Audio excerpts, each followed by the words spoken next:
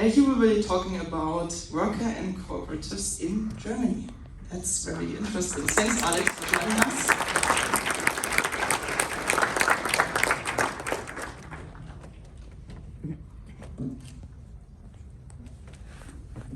Timer start. Thank you, Jenny, and also thank you everybody for having me here. I really appreciate it, and I hope the talk is good for everyone. So, what are we here to talk about? I am here not on, let's say, representing, but on behalf of my own initiative to talk about a community that I'm a part of here in Berlin that is trying to evangelize around the notion of having more worker cooperatives in games. So, worker cooperatives in Germany, I'm also here. I'm Alex, thank you, welcome. And we're just gonna get right into it. So, what's in this talk? I'm gonna do a little intro, a little more about me. I'm also going to talk very briefly about a little disclaimer. It's not all that important, and then we get right into the meat. I want to finally take the time on stage formally to talk a little bit about what the fuck a cooperative actually is. Because I think it's super cool and could work for a lot of people that are ready to try something new in the way that we make games. But it's not a topic that is very easy to like summarize in a 1-minute blurb. And I hope that I can do something to change that. I'm also going to talk a little bit about my own journey, or at least with the company that I founded recently together with some of my dear friends, how that has been for us to get a cooperative off the ground, kind of the steps and the story. And then I'm going to talk a little bit more about the community that we're a part of and why it's cool and why you should consider coming to hang out online, but also in person with us. And then I'm going to provide a little bit of perspective on some cool steps for the future regarding not just cooperatives, but any kind of progressive, equitable labor that is sorely lacking in our industry. So, what is my deal? I have been working in games for a little bit over 10 years at this point. I've mainly done design work, I've done 3D work as well. I've done creative direction work.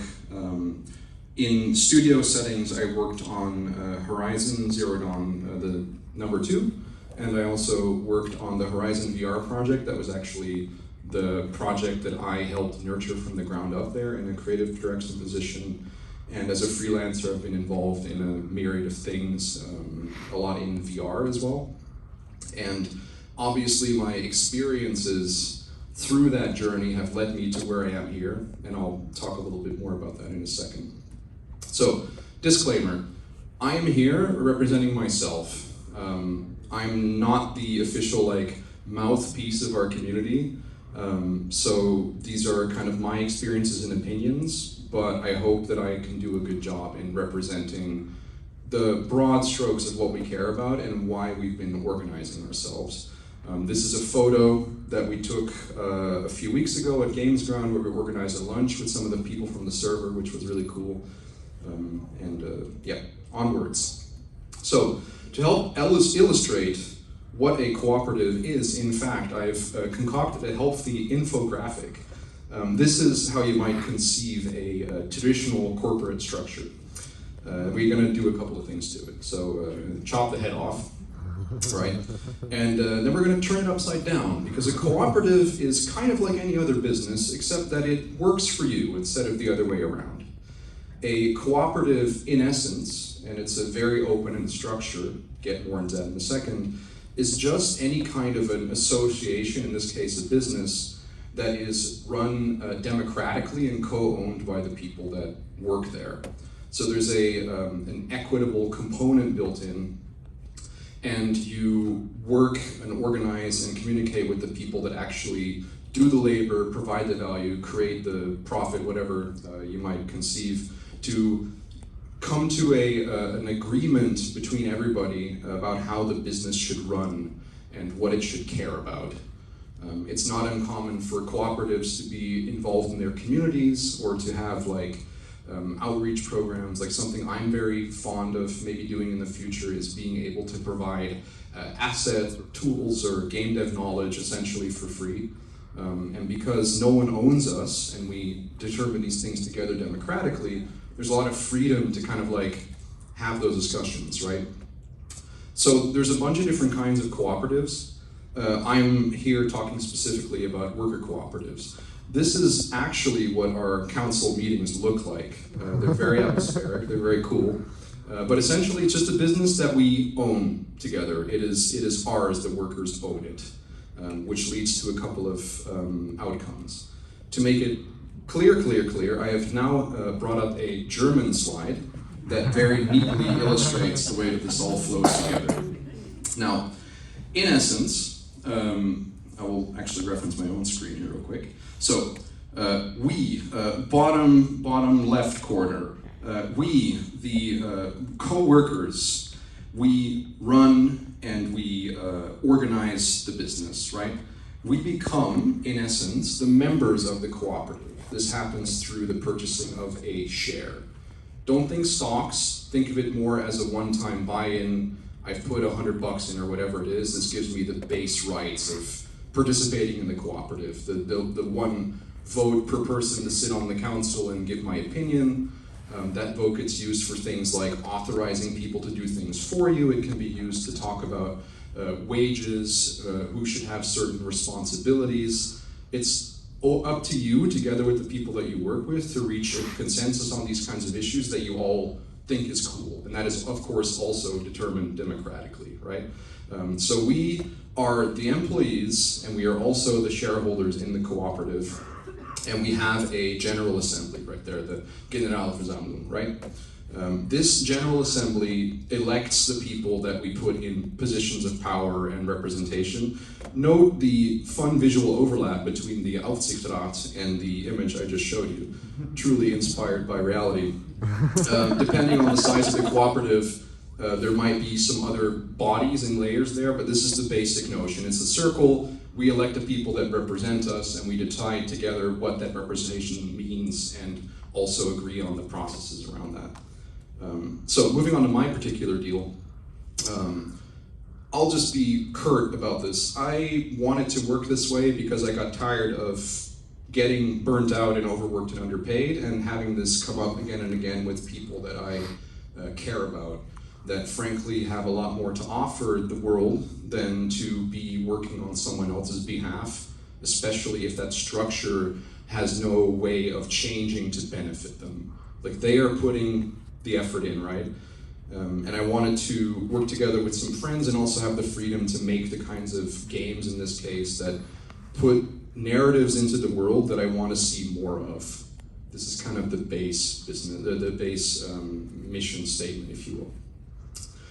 And this kind of ties in neatly into more process and community stuff. The reason I even was able to get as far as I have, which is the cooperative is basically founded, we're waiting on a lawyer because, you know, it is Germany.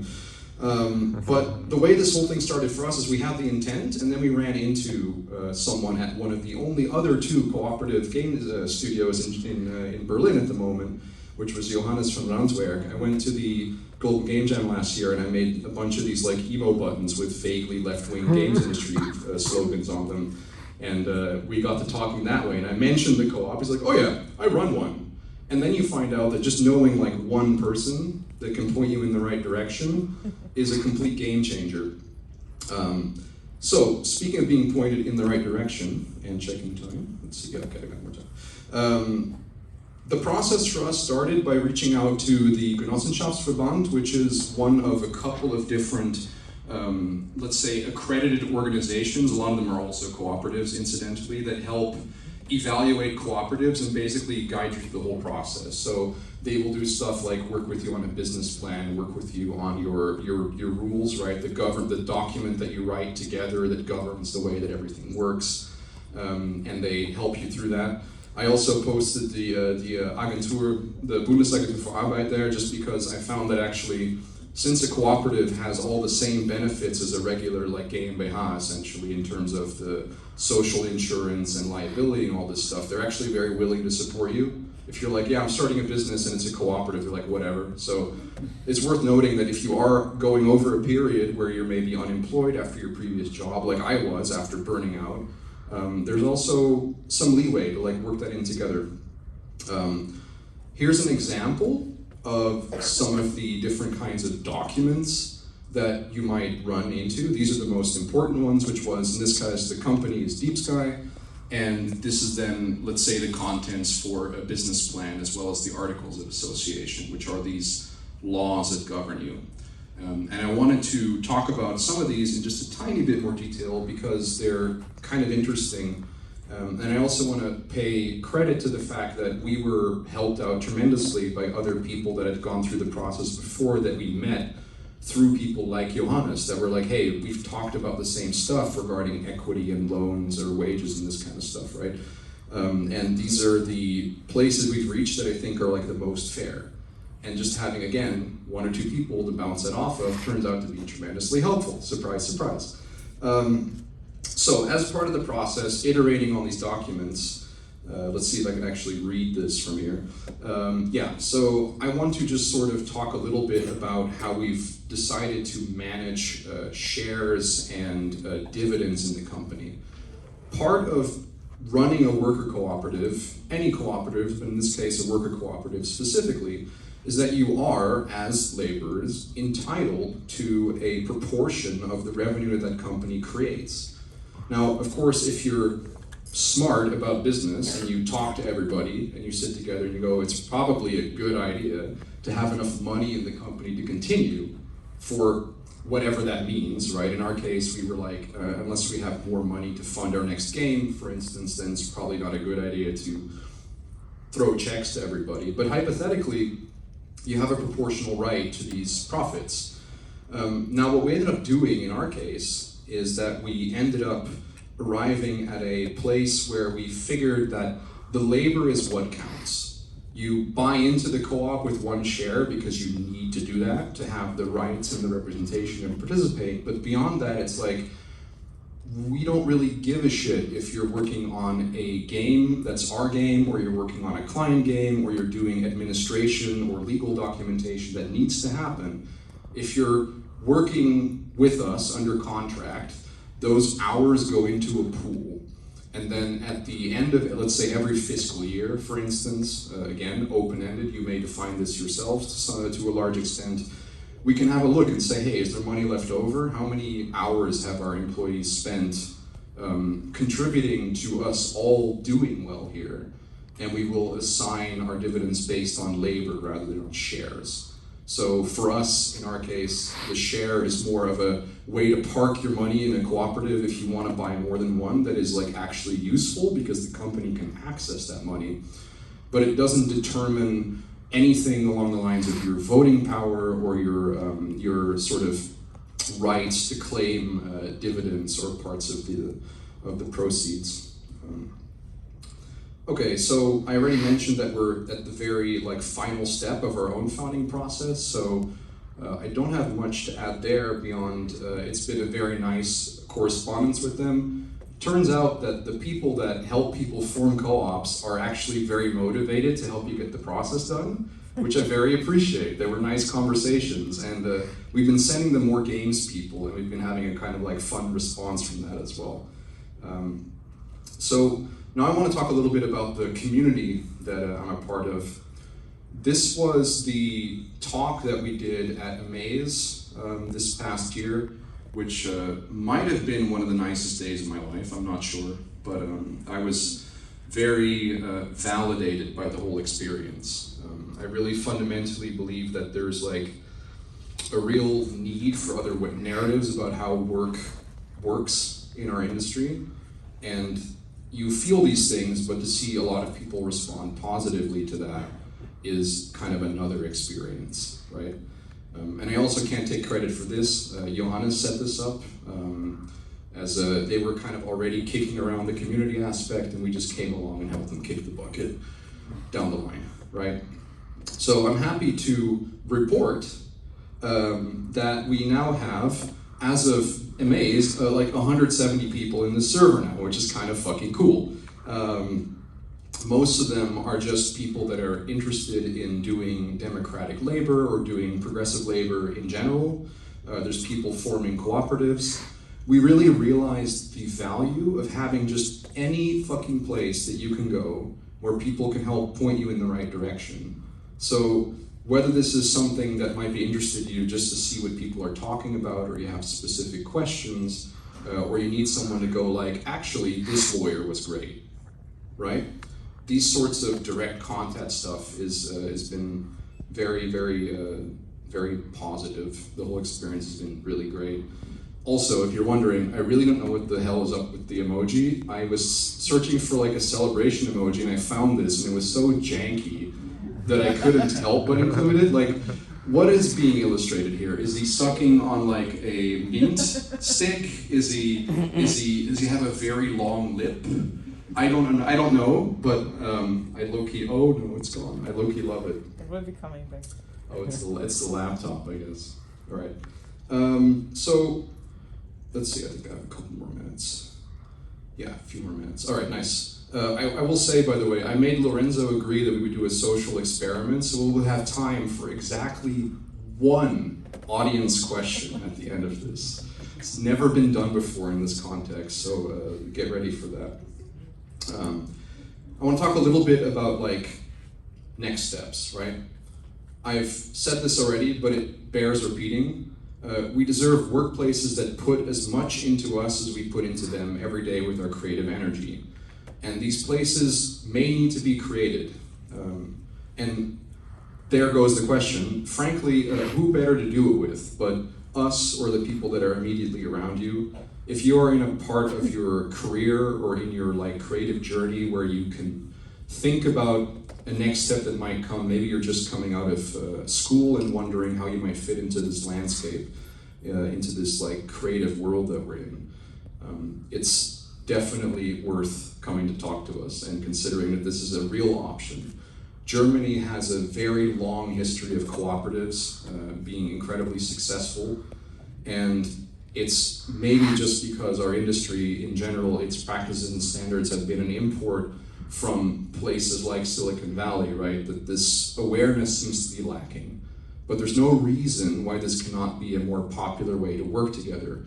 And you spend any time on LinkedIn, you see what's happening in the industry. Like there needs to be a different narrative. It doesn't have to be our way, but you're at least gonna find people that are open to like talking about what a way might be that would work for you, right? So I've provided a QR code on the slide that if you scan will take you to said server. Of course, you can always you can always come talk to me also after the show. I didn't bring any printouts, sadly, but I will be posting the link on the Discord also when we're done. I want to add something else to the future perspective.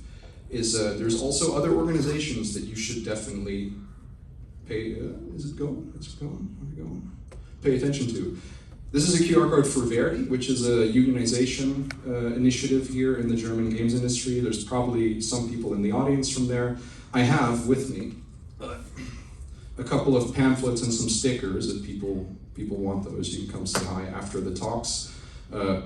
Worth checking out. Unions are also turbo important. You can do both. These are all things that help. Highly encouraged. Okay, with my final 2 minutes, I will leave you with a quote and then an audience question. So this quote is from a book that I've personally found very meaningful in my creative life, and I'll share it here. It's always easier not to think for oneself.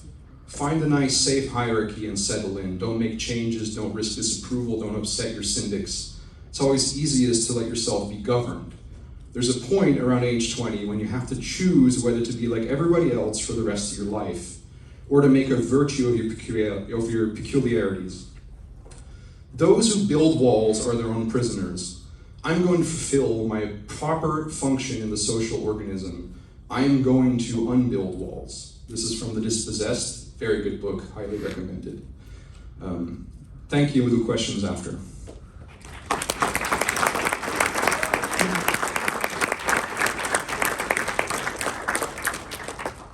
All right, who wants to do the social experiment? Give us a question, somebody. I convinced Lorenzo to let me do it. Yes, in the back.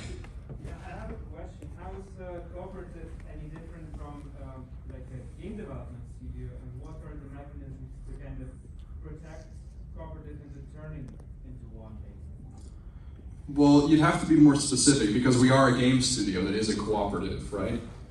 Or is that not what you mean? Conventional, funded by shareholders, game studio that produces video games.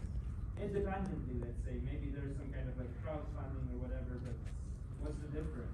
Well, the difference in our case is that if we, let's say, got crowdfunding, right, then it's up to us as a collective of workers to decide how we handle that money, where it goes. It's a democratic process. We might elect somebody to help make those decisions because we trust them, but then that's a trust-based relationship rather than, oh, my CEO hired this guy and he's going to figure out how it works, right? So these decisions get made from the ground up. That's the fundamental difference, and to have that sort of trust and transparent equity between the people that you work with. Thank you, everybody.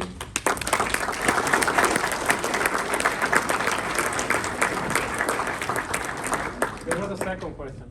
Oh, there was? Second question. Let's do another social experiment. Yeah. Because we didn't. Yeah, do it. Because we didn't.